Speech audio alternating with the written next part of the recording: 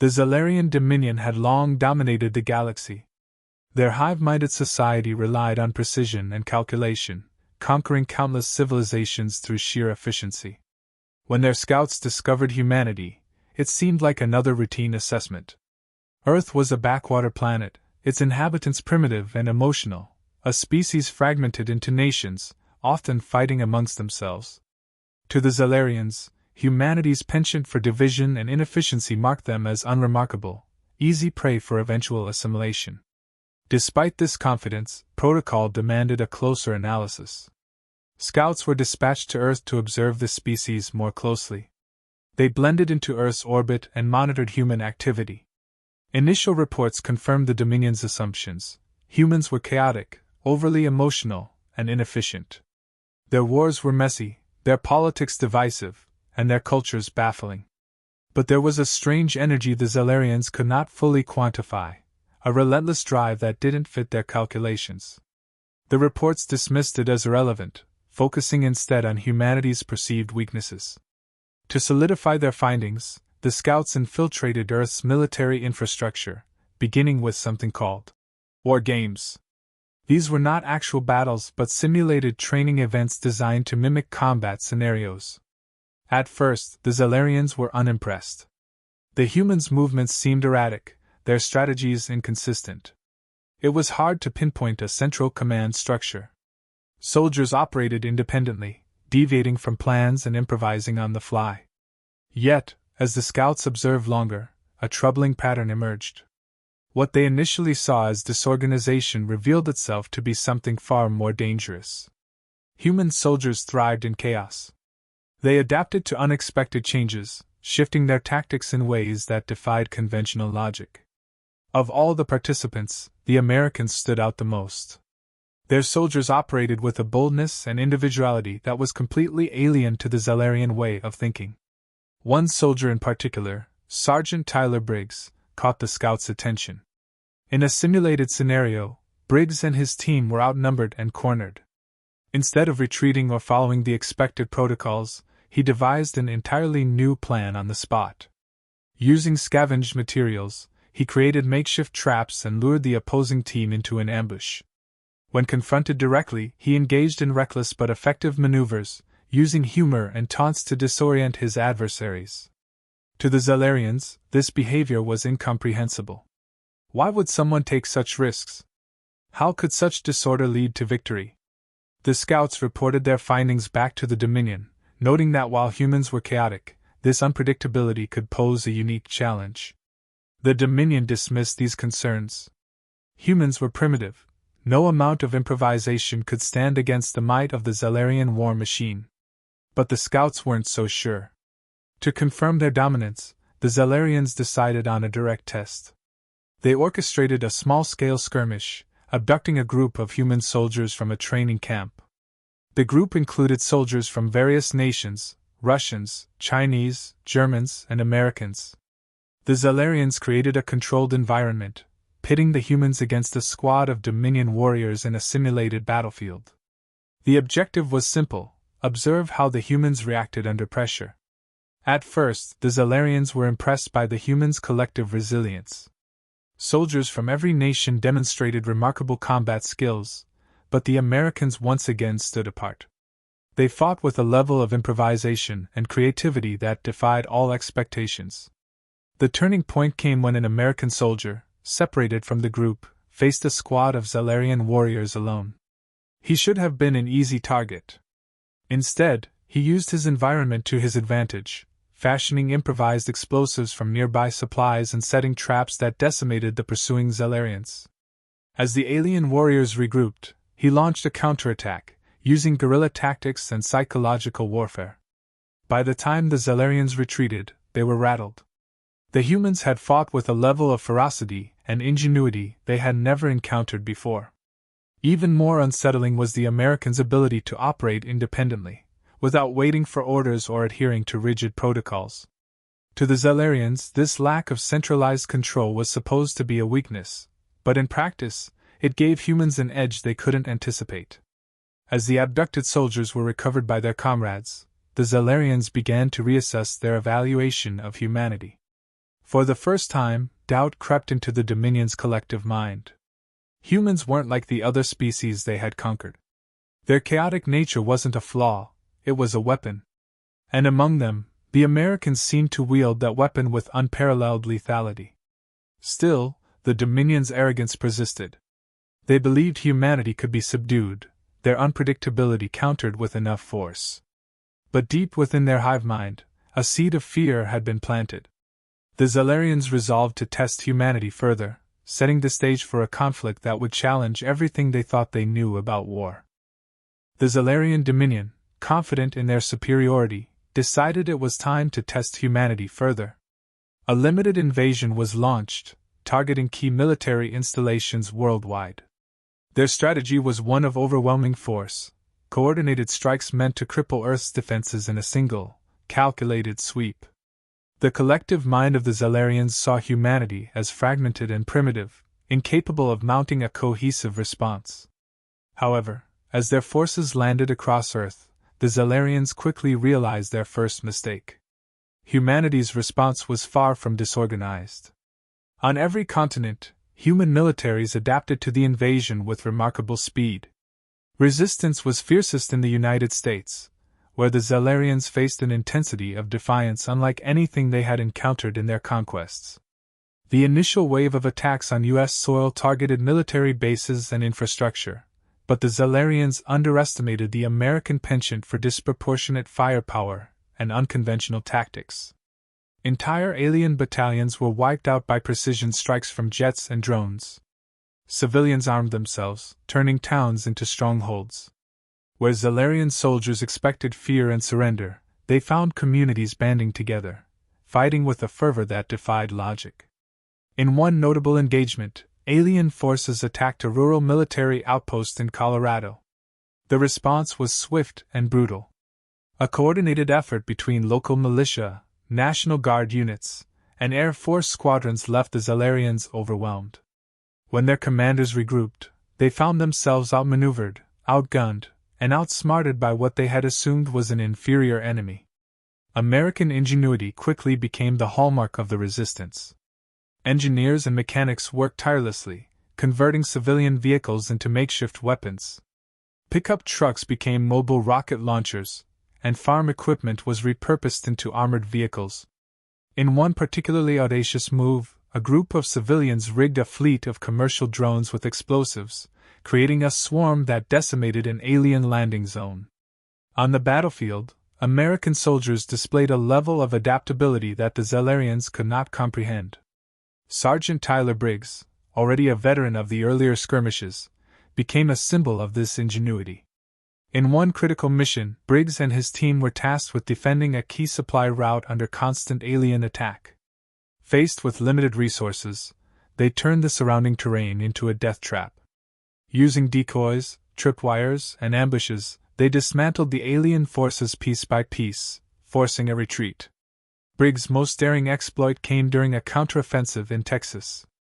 Leading a small team, he infiltrated an alien supply depot and hijacked a Zellerian transport ship. The mission required meticulous planning and perfect execution. They used misdirection and guerrilla tactics to bypass the alien defenses, then overwhelmed the crew with improvised weapons.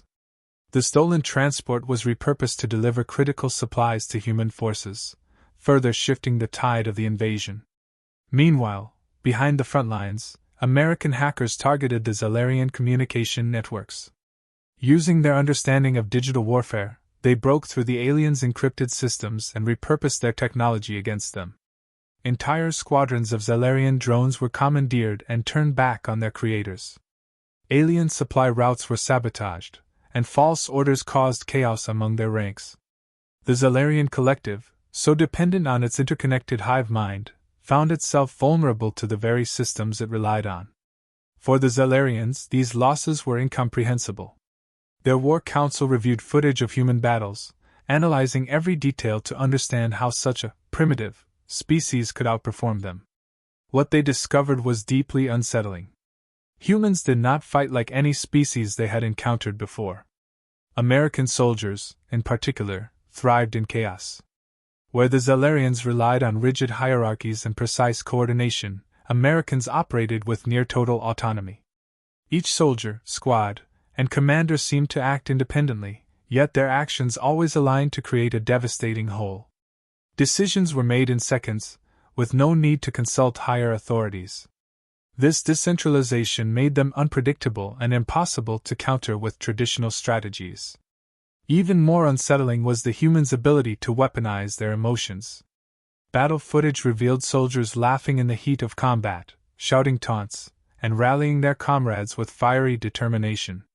Zalarian analysts noted how anger, humor, and camaraderie fueled human resilience, driving them to fight harder rather than retreat in the face of overwhelming odds.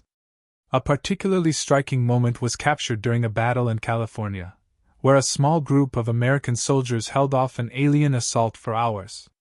As ammunition ran low, one soldier joked, "Guess we'll have to start throwing rocks."